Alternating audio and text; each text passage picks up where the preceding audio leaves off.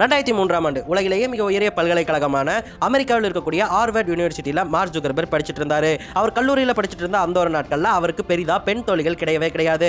அதனால பெண்களை அவர் இலக்காரமாக தான் பார்த்துட்டு இருந்தாரு. அப்படியாக அவர் 2003 என்ன பண்ணாருன்னு கேட்டிங்கன்னா ஃபேஸ் மாஸ் அப்படிங்கிற ஒரு வெப்சைட்டை ரெடி பண்ணுறாரு. அந்த வெப்சைட் என்னன்னு கேட்டிங்கன்னா இந்த பசங்களாம் குட்டிச்சவரில் உட்காந்து பண்ணிட்டு இருப்பாங்களா பொண்ணுங்களுக்கு மார்க் போடுறது, அதுதான் அந்த வெப்சைட்டு.